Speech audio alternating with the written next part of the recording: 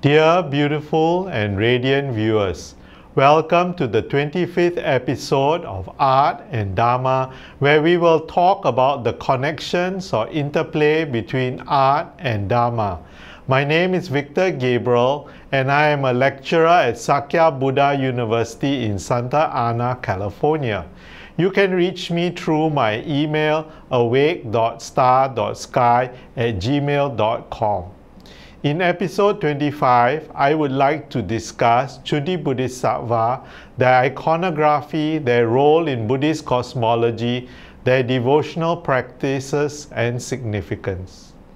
CUNDI Bodhisattva is a prominent figure in East Asian Buddhism, recognized for her role in the Bodhisattva ideal and her association with the qualities of compassion, wisdom, and protection. As a protector against obstacles and a source of spiritual empowerment, CUNDI holds a significant place in various Buddhist practices and texts, especially within the context of Mahayana Buddhism in East Asia. Historical background. CUNDI's origins can be traced back to early Mahayana texts. Her name derives from the Sanskrit CUNDI, signifying to be complete or to be pure. She is primarily known as a protector against fears and obstacles, embodying the virtues of wisdom and compassion. CUNDI became particularly popular in China during the Tang Dynasty, where her worship was solidified through various scriptures and practices. One of the pivotal texts is the CUNDI Sutra, which details her attributes and benefits of invoking her name. This sutra emphasizes her ability to liberate beings from suffering and grant spiritual and material blessings. Over time, CUNDI's worship evolved. She was integrated into the broader pantheon of Bodhisattvas, emphasizing her protective and benevolent qualities. Taisho Tripitaka, Volume 20, number 1077. Translated originally by Divakara in 685 CE, in this sutra, the Buddha teaches the method of the CUNDI Dharani. The Dharani is introduced for the first time in the Karanvikaya Sutra, in which a Bodhisattva endeavors in attaining samadhi through the mantra Om Mani Padme Hum. After attaining this samadhi, innumerable perfectly enlightened Buddhas reply in one voice, the great CUNDI Dharani. The sutra goes, at one time the Buddha was staying in Jatana Grove in Adattapindadana's park. At that time the Lord was contemplating and observing the sentient beings of the future. Out of compassion for them, he spoke the teaching of the great CUNDI Dharani, the heart mother of 7 kotis of perfectly enlightened Buddhas. Thus he spoke the mantra Nama Satanam Samyaksam Buddha Kotinam Tayata Om Chale Chule CUNDI Swaha. If there are bhikkhus or bhikkhunis, upasakas or upasakis who recite and memorize this Dharani 800,000 times, their deadly karma in every place created over innumerable eons will be completely annihilated. In every place where they are born or reside, they will always meet Buddhas and Bodhisattvas. They will always have adequate resources and abilities to do as they wish. In any birth, they will always be able to live the home life and have the ability to maintain pure precepts of a Bodhisattva. They will be born in human or heavenly realms. They will not fall into evil destinies, and they will always be protected by all the heavenly guardians. If they are virtuous, householding men or women who recite and maintain it, their households will not encounter harm caused by disasters or sufferings caused by unexpected illness. Everything spoken to others will be truthful and will be accepted by them, etc. Moreover, I will now teach what may be accomplished with the great Dharani. Standing before an image of the Buddha or on clean ground before a stupa, spread and create a square mandala, large or small. Set up offerings of flowers, incense, banners, canopy, flowers, drinks, lamps and candles according to your abilities. While reciting the mantra, spray perfume in the 4 directions, in the zenith and nadir, to seal the boundary of the mandala. In the 4 corners of the mandala and in the center, place 1 perfume bottle. You, the practitioner, should be in the center of the mandala facing east. Kneeling on your right knee, recite the mantra 1080 times. Holding a bunch of various flowers as offering, recite the mantra 1080 times. Then scatter the flowers over the surface of a mirror. Looking straight at the mirror, recite the mantra 1080 times. And you will see images of Buddhas and Bodhisattvas. You should then recite the mantra with flowers 108 times. Then scatter them as offerings, and the questions you ask will be answered. Iconography of Chundi.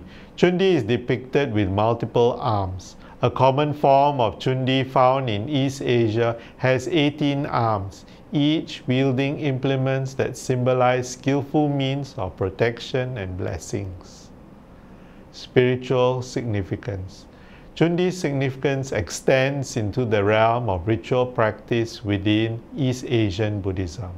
Devotees often recite her name or recite the Chundi mantra as a form of prayer and meditation.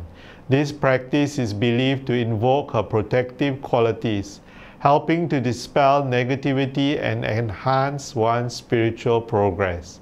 The mantra is considered powerful and its repetition is thought to align the practitioner with Chundi's compassionate energy. Chundi's role in the Bodhisattva ideal. In the context of the Bodhisattva ideal, Chundi embodies compassionate commitment to alleviating the suffering of all sentient beings. Her role underscores the importance of altruism in Buddhist practice, encouraging devotees to cultivate compassion and wisdom in their daily lives. Chundi's narrative aligns with the core tenets of Mahayana Buddhism, which advocate for the liberation of others alongside personal enlightenment. Chundi serves as a model for the feminine aspect of Buddhist practice. Her presence in male-dominated narrative of Buddhism highlights the essential role of women in spiritual leadership and devotion. By honoring Chundi, practitioners recognize and celebrate the contributions of female figures in Buddhist history and the embodiment of the divine feminine qualities. In contemporary Buddhism, Chundi remains a vital figure. Modern practitioners often seek her blessing in times of crisis or during significant life transitions. Additionally, Chundi's image has been embraced in popular culture and New Age practices, reflecting her enduring appeal and adaptability in a rapidly changing spiritual landscape. Chundi Bodhisattva is considered the mother of Buddhas because she is the personification of Buddhist emptiness. The Heart Sutra, known as the Prajnaparamita Hridaya in Sanskrit, is revered for its profound philosophical insights and its succinct formulation of the concept of emptiness. Historical context. The Heart Sutra is believed to have been written down during the 1st century CE, although its exact origins remain uncertain. It is part of the larger Prajnaparamita literature, which emphasizes the perfection of wisdom as a means to achieve enlightenment. The text has been influential across various Buddhist traditions, particularly in East Asia, where it became central to the practices of Zen, Pure Land, and other schools. The sutra is often attributed to Avalokiteshvara or Kuan Yin, the Bodhisattva of compassion, who is depicted expounding the teachings to the monk Shariputra. This context highlights the importance of compassion and wisdom as complementary paths to enlightenment, a hallmark of Mahayana thought. Central themes. The Heart Sutra is concise yet profound, containing essential teachings on emptiness, form, and the nature of reality. Emptiness. The central concept of the Heart Sutra is that all phenomena are empty of inherent existence. The famous line, "Form is emptiness, emptiness is form," illustrates that physical and mental phenomena do not possess an independent, permanent essence. This realization leads to the understanding that attachment to self and phenomena is the root of suffering. Interdependence. The sutra emphasizes the interconnectedness of all things, suggesting that nothing exists in isolation. This interdependence fosters compassion and the understanding that our actions affect others. Non-duality. The text challenges dualistic thinking by asserting that distinctions between subject and object, self and other, are ultimately illusory. This non-duality is crucial for overcoming ignorance and achieving enlightenment. Wisdom and compassion. The Heart Sutra underscores the relationship between wisdom and compassion, presenting them as essential qualities for a bodhisattva. The pursuit of wisdom, particularly the understanding of emptiness, enables one to act with greater compassion. From the Heart Sutra, Bodhisattva Avalokiteshvara, while deeply immersed in Prajnaparamita, clearly perceived the empty nature of the 5 skandhas and transcended all suffering. Shariputra, form is no different from emptiness. Emptiness is no different from form. Form is emptiness, emptiness is form. So it is with feeling, conception, volition, and consciousness. Shariputra, all dharmas are empty in character. Practical applications. The teachings of the Heart Sutra have profound implications for Buddhist practice. Meditation. Practitioners often meditate on the concepts of emptiness and interdependence using this sutra as a guide. This meditation helps cultivate insight and reduces attachment to self, ultimately leading to a deeper understanding of reality. Ritual recitation. The Heart Sutra is commonly recited in rituals and ceremonies across various Buddhist traditions.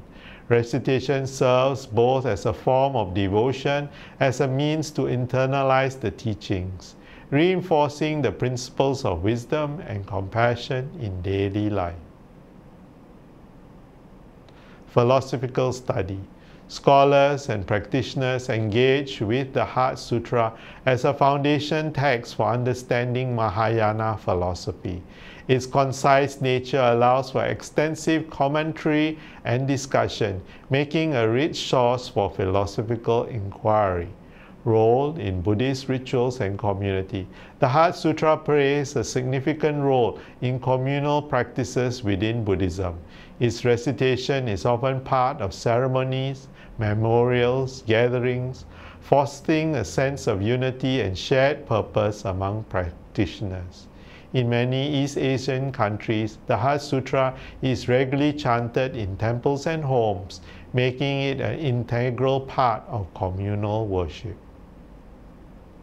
The Sutra's themes of compassion and interdependence resonate deeply in the context of social action and ethical living. By understanding the interconnectedness of all life, of all beings, practitioners are encouraged to engage in compassionate action and community service. The Heart Sutra holds a central place in Mahayana Buddhism due to its profound insights into the nature of reality, emptiness, and the Bodhisattva path. Its teachings encourage practitioners to cultivate wisdom and compassion by making it a cornerstone of Buddhist practice and philosophy. The Sutra's influence extends between individual practice, shaping communal rituals and ethical considerations in the lives of countless Buddhists. As a timeless text, the Heart Sutra continues to inspire and guide practitioners on their spiritual journey. This spiritual journey leads to CUNDI's significance in East Asian Buddhism.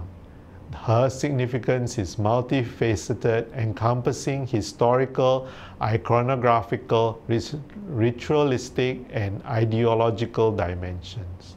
As a Bodhisattva, she exemplifies the principles of compassion and wisdom, inviting practitioners to engage deeply with the Bodhisattva path.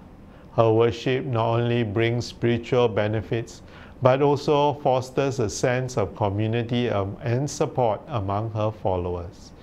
CUNDI Bodhisattva's lasting legacy continues to inspire and empower countless practitioners, making her a central figure in the rich tapestry of East Asian Buddhism. Today we have talked about CUNDI Bodhisattva, their iconography, their role in Buddhist cosmology, their devotional practices and significance. If you like this episode, please write to me at awake.star.sky@gmail.com. Tell me what you like, what you enjoyed, and what you would like to see more of. You can also submit artwork that you want me to comment about. Thank you.